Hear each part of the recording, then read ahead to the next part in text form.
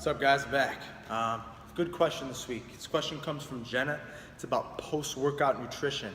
And I just finished my workout, just finished my post-workout shake. So kind of jogged my memory and figured this would be a good time to knock it out. I got a spare half hour here, so we'll see if we can knock this out real fast. So post-workout nutrition. She asked, what should we be taking in after we're done working out? That's a loaded question. And there's not like a one, you need to take this in after you're done working out. There's no one answer for everybody.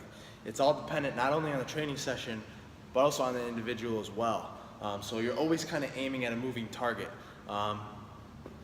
So we'll go ahead and we'll just dive right into this thing. So, maybe the best way to do this is to give you an example as well. So we'll kind of use myself as an example as I just finished working out. So first off, the training session itself. What kind of workout are you doing that day? There's a difference between, an hour of strength training, resistance training, free weights, doing things of that nature, and there's a difference of, 60 minutes on the treadmill. Two completely different types of workouts, two completely different kinds of post-workout nutrition. So today, for example, I just finished an hour of, strength training. Had some heavy lifting in the beginning, and then, some high volume accessory work afterwards. So, my post-workout shake today consisted of some protein, some carbs, and a few other things. If you're resistance training, strength training, your body has more demand for nutrition afterwards. So like today, I took in about 40 to 45 grams of protein, and the protein, you always want it to be through, a whey isolate. Try to get a nice high quality protein, a whey protein isolate. Try to get it from grass-fed cows if you can. I know it can be a little bit more difficult to find that, but also get a high quality one, man. You don't want a protein powder that has 35 ingredients in it.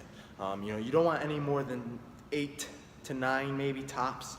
It shouldn't really have more ingredients than that. If it is, then you don't want it, man. There's a bunch of fillers, a bunch of chemicals, a lot of garbage in there, man, and 95% of the popular brands out there is exactly that. It's just garbage. So check out the ingredient supplement. If you're unsure, ask me, I'll help you out.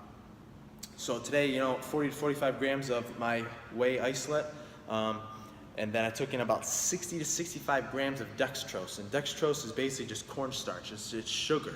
And then I took in about 5 grams of creatine and about 5 to 7 grams of glutamine. And that's fairly consistent on my strength training days. If it's a big leg day, then I'll bump up the carbs a little bit more. I'll do maybe 70, 75 grams of dextrose on a big leg day. So it's more demanding on the body. So that's what I'm saying, man. It's always dependent not only on the person, but also on the day and what you're training. So protein is always a good idea after a workout. Even if you're doing cardio or something, the protein's not going to hurt you. It's good to get that protein in, especially if you're training consistently. Because even though you're just doing cardio that day, you still might be recovering from the training the day before. So it's always building on itself, man. You have to really focus and pay attention to how your body is reacting and listen to what it's telling you. So first off, you want to invest in a good quality protein. Like I say, you want to try to get a whey protein isolate from grass-fed cows if you can. If you have trouble handling dairy, you can try to get one from a goat's whey. You get a goat's whey protein supplement. And then even if you still can't tolerate that, then you want to just get a straight branch chain supplement. Just branch chain amino acids. Get a good quality branch chain supplement and take in that post-workout. Because that's basically what you're after, is those amino acids. After your workout, you want to take in about 3 to 3.5 grams of leucine, which is a particular amino acid. And that's going to jumpstart that protein synthesis process and get the recovery process underway. So that's number one. Now, as for the carbs, like I said, not only dependent on the training of that day, but also dependent on the individual. So you need to be fairly lean to deserve carbs after your workout. For guys, I would say you have to be at least 10% body fat or under. You should be able to see all your abs in order to deserve those post-workout carbs. And ladies, I'd say you got to be under about 16% body fat, 15 to 16% body fat for females. And the reason that is because the simplest way I'll try to put this in a metaphor. So think of your body as like a bunch of, lockers. And after you work out and exert all that energy, you kind of empty all those lockers out. So your post-workout nutrition, those carbs, what carbs do after a workout is it spikes your insulin. And your insulin is kind of almost like your, think of it as almost like a storage hormone. So when you spike that insulin, it's time to refill those lockers. Now, if you're at a high body fat percentage, if you're a guy and you're like 15 to 20% body fat, and you're taking in all those carbs are gonna go into the body fat lockers as opposed to your lean muscle lockers. So you're kind of feeding into your problem almost a little bit. And we wanna lose the body fat. We don't wanna keep reinforcing it. So you have to be lean to begin with in order to start taking in those post-workout carbs so they go to the right place, which is into the lean muscle lockers, so to say. I hope that makes sense. So and same thing for females, you want to be leaner, you want to be in that 15 to 16% body fat range in order to get those post-workout carbs. If you're not there yet, then you're just doing your straight protein after a workout. If you want, you could throw down maybe a handful of blueberries or something, but I wouldn't do anything more than that, man. At least the blueberries, you still get some antioxidants and stuff like that, but which are good after a workout. But stay away from spiking that insulin too high after a workout if you're not lean enough to deserve those carbs yet. The glutamine is a supplement that everybody could use.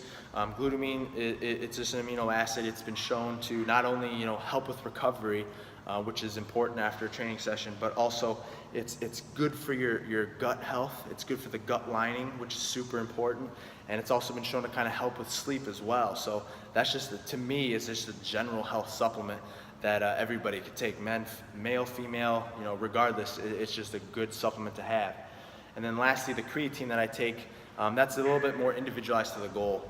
So my goal right now is to get big, strong. I'm in the middle of this transformation challenge right now, so I'm pulling out all the stops, and I kind of cycle creatine throughout the year. So that's a little bit more specific to me and what I want. But so I wouldn't advise that one for everybody, but it's up to you. If you're interested in taking creatine, do some research, or I can do a video on creatine as well. But like I said, that's just a little bit more individualized to me. So that's the shake, that high carb shake. And like I said, the carbs are even a little bit higher on a leg day, an intense leg day, because it's more demanding on my body. So I'll take a little bit more.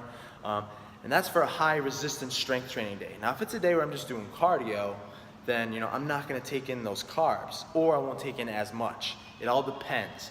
So if I'm doing some high intensity intervals, I might take in a little bit of carbs. If it's more like recovery style, then I might just wait and just have a normal meal afterwards. So it's all dependent on the intensity of the cardio session, but also how you're doing throughout the week.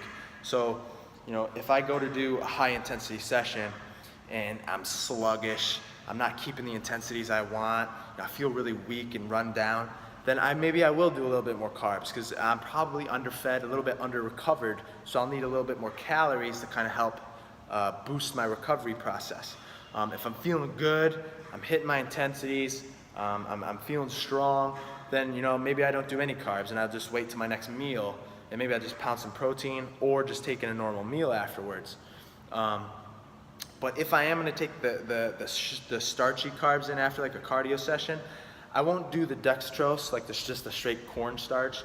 I'll try to get it in through maybe some fruit, or a fruit juice, some grape juice or apple juice, to get a little bit nutrition in with taking that sugar in, as opposed to just doing straight dextrose. I do the dextrose on the strength training days because I'm putting it in a shake with a bunch of other stuff, and it's just easy and convenient. On the cardio days, I'll still do the creatine, I'll still do the glutamine, but it's not as intense. I'm not taking as much. So, you know, I'll just throw down maybe 6 to 8 ounces of apple juice or grape juice or something like that, or, you know, maybe some blueberries or whatnot. But that's kind of how it goes, man. So like I said, it's all dependent on the week, how you're feeling. You're always aiming at a moving target. Just listen to your body, know how you're feeling. But, you know, on those cardio days too, the same thing goes for that body fat percentage rule. You know, if you're not lean enough to really deserve carbs post-workout, then you shouldn't be taking them in and spiking that insulin after you're done. You need to get down to that body fat percentage first. You know, you don't, and that goes throughout the whole day, guys. You don't want to be spiking your insulin at any point. 90% of your daily carbs should be coming from vegetables. Just a lot of vegetables. You know, you can have maybe 1 to 2 servings of fruit tops if you're above those body fat levels, because you know, as soon as you start to spike those insulin levels, you're gonna start filling those wrong body fat lockers, man. You don't want to do that. You want to get rid of those lockers first, and then you can start to feed or fill the right lockers. So that's an important rule, guys. It's important to get lean first, and then you can start to have a little bit more freedom with your diet. So I hope that helps. I hope that makes sense. As for the post-workout meal, like I said, maybe if it's a cardio day, I just do a normal meal because my body's not dying. If it's just a low-intensity cardio thing, you know, just a recovery walk for half an hour, I might just do a meal afterwards. My body's not dying for anything. It's not super thirsty for anything. I didn't kill myself, so I'll just take in a solid meal. As for your post-workout meal, like I just had my shake, I'll probably eat a real meal in another hour, hour and a half, and that's just gonna be pretty much a normal meal. I'm just gonna go about my day like normal. And there's nothing really special outside of that. So hope that helps, guys. Hope it makes sense. If you have any other questions, feel free to send them my way. Until then, like the video, share the video, comment on it, but most of all, subscribe to the channel, especially if you want to be a healthy, jacked, badass